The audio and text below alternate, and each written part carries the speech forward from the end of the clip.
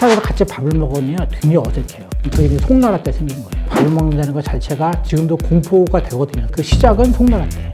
유튜브 어떻게 하는지 제가 이제 몰라가지고 결국 약을 파는 거예요.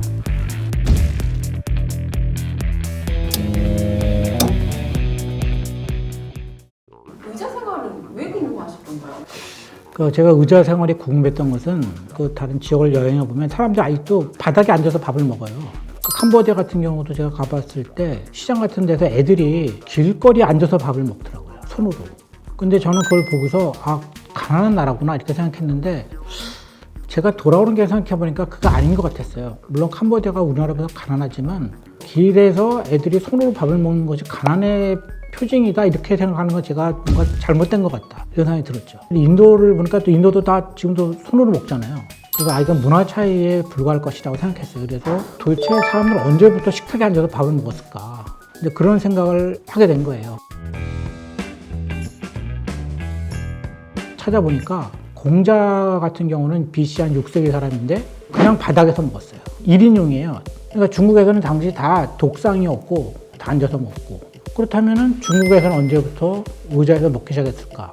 왜냐면 제가 이제 중국 영화나 홍콩 영화를 보면은 의자나 식탁이 좋더라고요. 쫙 앉았는데 일단 의자가 품이 있어 보이고 비싸 보이니까 앉아있는 사람도 또 그럴듯해 보이더라고요. 그래도 저런 거 도대체 언제 생겼을까? 그래서 다시 한번 찾아봤더니 그게 이제 송나라 때 생긴 거예요.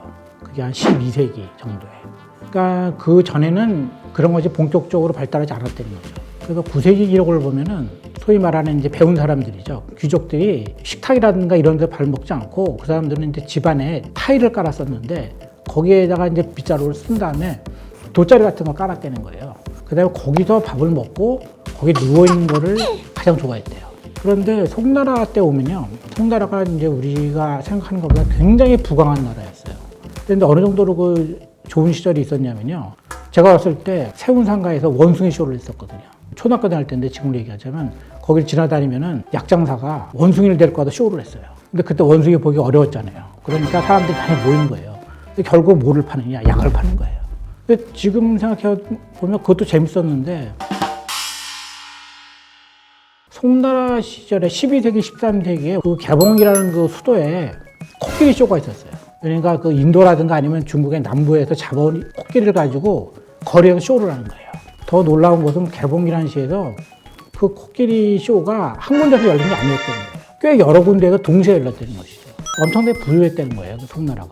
그래서 그 부유한 송나라 때 와서 처음으로 이제 이 의자하고 탁자가 본격적으로 발달하기 시작해요.